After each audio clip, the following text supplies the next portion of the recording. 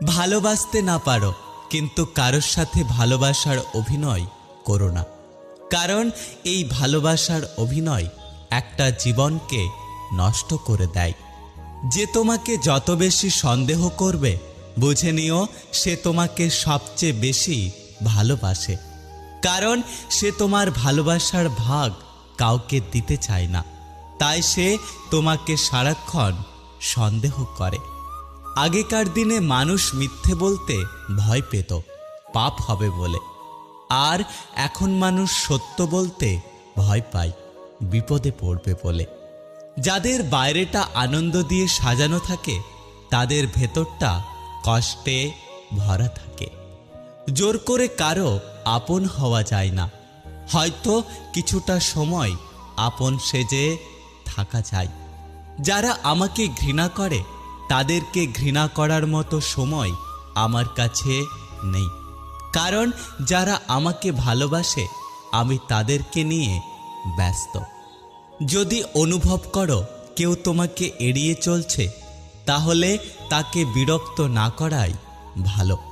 নিজেকে এমনভাবে সাজিয়ে নাও, যারা তোমাকে একা করে গেছে তারা যেন একদিন তোমাকে দেখে আফসোস করে।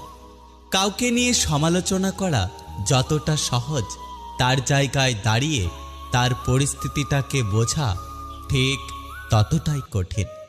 আজকাল লোকেরা অজানা মানুষদের ইমপ্রেস করে আর কাছের মানুষদের ইগনোর করে।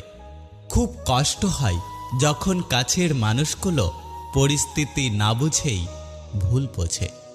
জীবনে দুটো জিনিস খুব কঠিন মনে হয়, এক কাউকে ভালোবাসি বলাটা, আর দুই কাউকে জীবনসাথী করাটা।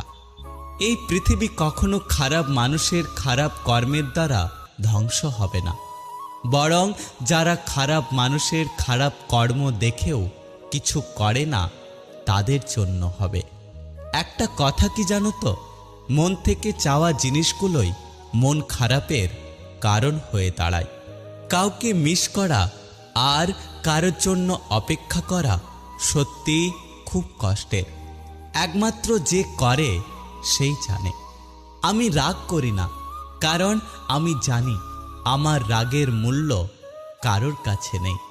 পরের রোজগারে রাজভোগ খাওয়ার চেয়ে নিজের রোজগারে পোড়া রুটি খাওয়া অনেক ভালো। যখন কষ্টটা সীমা ছাড়িয়ে যায়, তখন মানুষ কাঁদে না, বরং চুপ হয়ে যায়। জীবন থেকে পালিয়ে যাওয়া খুব সহজ, কিন্তু